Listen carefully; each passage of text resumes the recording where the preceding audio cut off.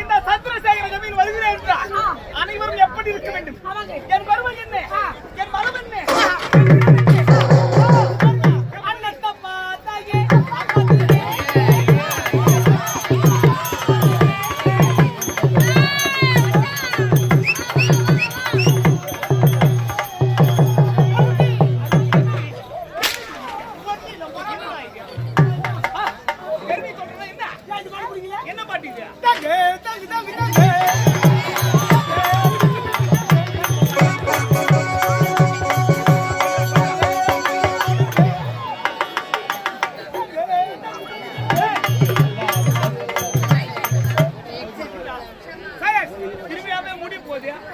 இந்த நேரத்தில் வந்து தேங்காய் வந்து யார் வாங்குவாங்க? தேங்காய் வைக்கிறியா? அவன் நாம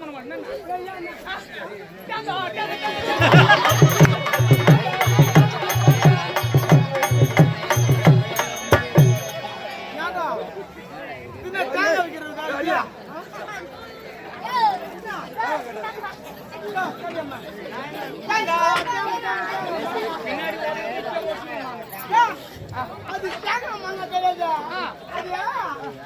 அது எவ்வளோ தங்கு தங்கு தங்கு தங்கு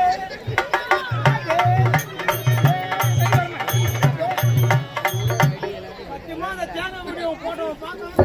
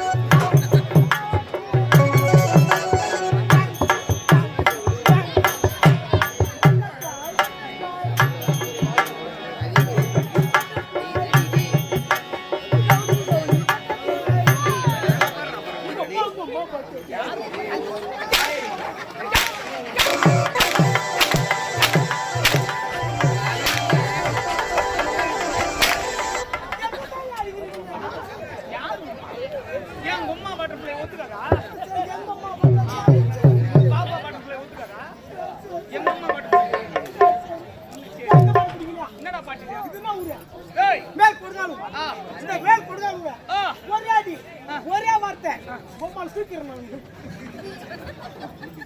என்ன 3 வயசு என்னையே தூங்கல. எங்க அம்மா பொம்மா வயசு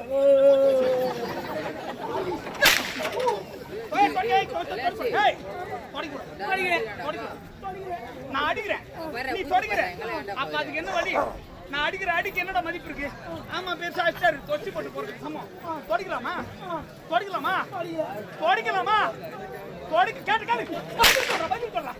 தொடிக்க கூட தொடிக்க மாட்டேன். தொடிக்க மாட்டேன். அப்ப நான் அடிக்கிறேன்.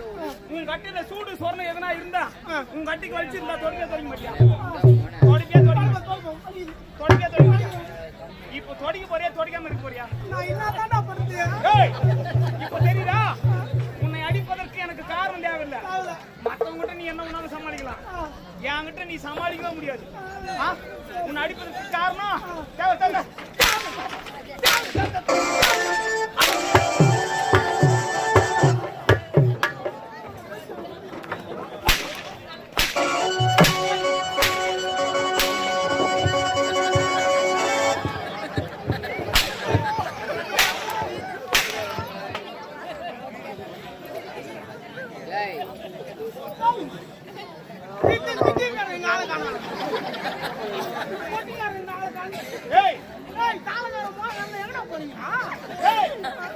இதுக்கு என்னதான் ஆடணும், அது கண்ணாண்ட போய் ஆடக்கூடாது.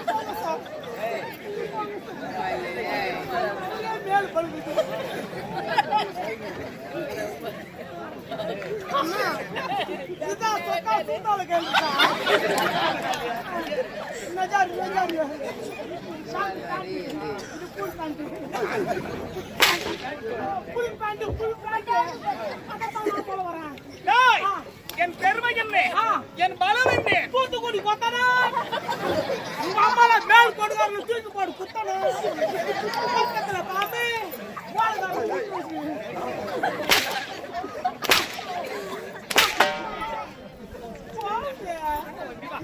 எல்லாம் பிடிக்குதுங்க, எல்லாம் பிடிக்குது.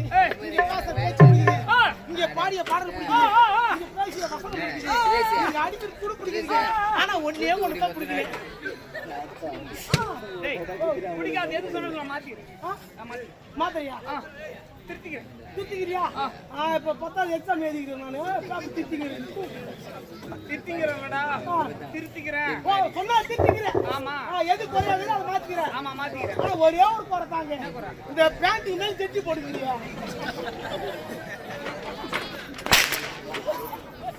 நான் எப்படி உள்ள போட்டுக்கிறேன் நானு?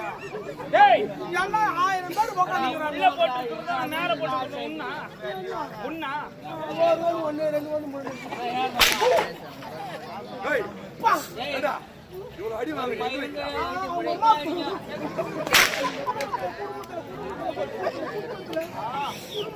ஏய் இந்த சந்திரசேகரன் எப்பேற்பட்டவன் தெரியுமா? ஏய் இதுதான் முருகன் இந்த நாடகம் போட வருது. யாஜிட்டு முருகன் எதுக்கு அவங்க பாட்டி அவங்க உடனே போட்டுக்கிற பத்தி நாடகத்தை இன்னைக்கு என் சூட்டு கேட்கறதுக்கு போறதுன்னா ஆமா இவரு ஒருத்தர் மட்டும் தான் வாங்க போறாரு, மத்தவங்க படுத்து தூங்க போறாங்க.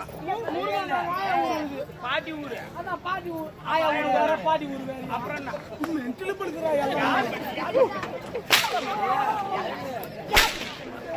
சொல்லுங்க, நீங்க சொல்லுங்க பருப்பு. டேய் இந்த சந்திரசேகரன் எப்பேற்பட்டவன் தெரியுமா? 1000 ஏழு நிலங்களுக்கு சொந்தக்காரன், 72 கிராமத்திற்கு சொந்தக்காரன். அரை கிராமம் என்பது நம்ம கருவாவிலே இருக்கிறதே சூராம்பேடு. இதற்கு முன்பாக ஜமீனாக இருந்தது, அது அரை கிராமத்திற்கு சமம். சூனாம்பேடு ஜமீன் எப்படியே அரை கிராமத்திற்கு சமம் என்றால் அப்படி 72 கிராமத்திற்கு சொந்தக்காரன் இந்த சந்திரசேகர். அப்பனா எவ்வளவு நிலம் எனக்கு இருக்குன்னு பாத்துக்கோ. இந்த ஜமீன் எப்படி தோன்றியது?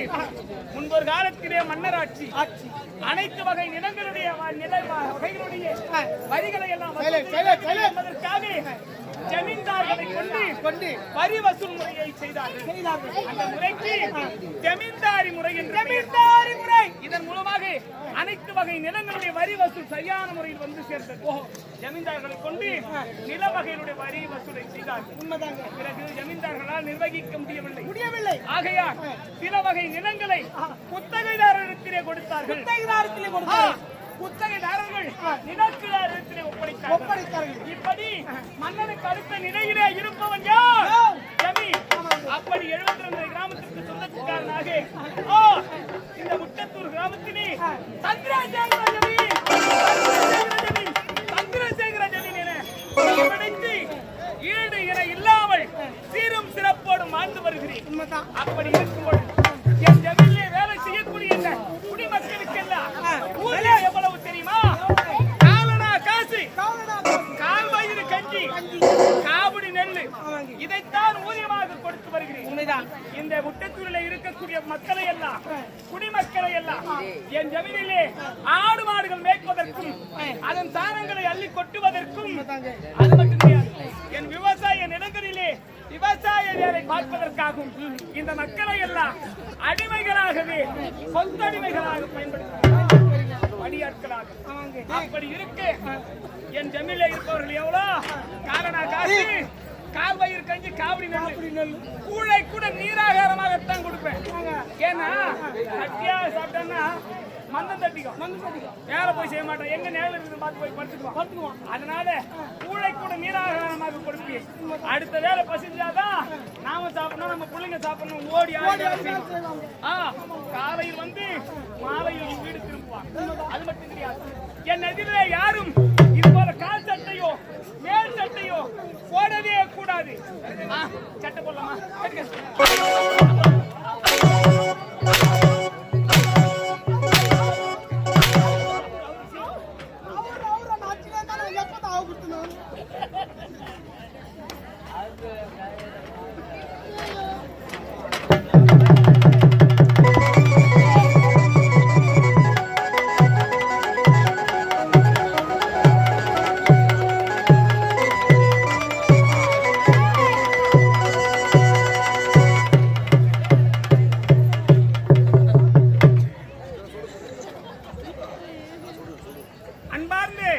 பெரியோர்களே, தாய்மார்களே, நாடக கலா ரசிக பெருமக்களே, பின்னாடி இருக்கக்கூடிய உங்களுக்கு கேட்கவில்லை.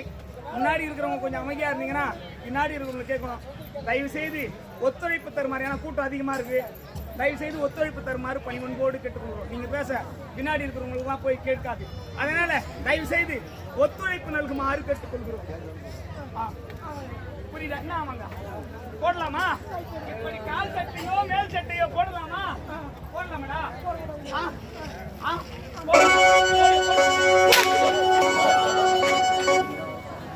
அது மட்டும் கிடையாது, என் ஜமீனிலே யாராகும் உணவருந்த வந்தா கவனமாக பிடித்து உருண்டியா பிடி சீக்கிரம். யாராகிலும் தண்ணீர் குடிக்க வந்தா தண்ணீர் கட்டா தண்ணி எங்க ஜமீன்ல நாங்க எப்படி கொடுத்துருமா? சீக்கிரம்.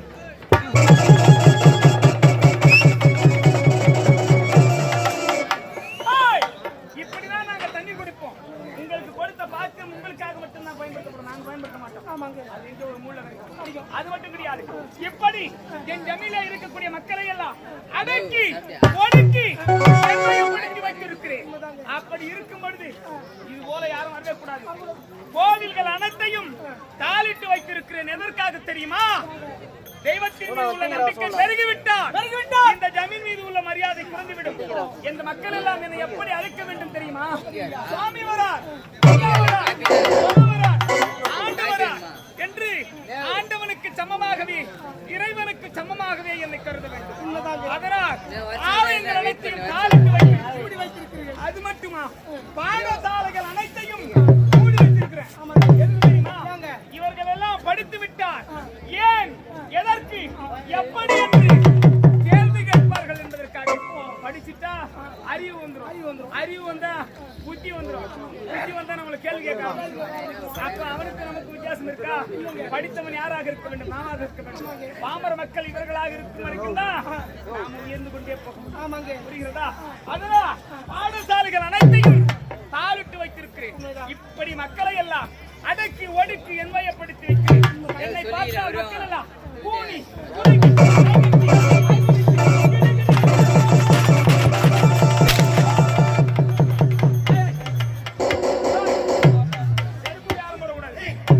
செருப்பு யாரும் போடக்கூடாது. காலனி எங்க காலை எடுத்து மறைக்கணும். தோல்ல துண்டு போட்டு எடுத்து எங்க மறைக்கணும்? அக்காலத்துல வைக்கணும். அக்காலத்துல உங்க இப்படி மக்களை எல்லாம் அடிப்படைத்து வைத்திருக்கிறேன். இருந்தாலும் 1000 வேலை இளைஞர்களை கணக்கு வழக்கு பார்க்க கணக்கு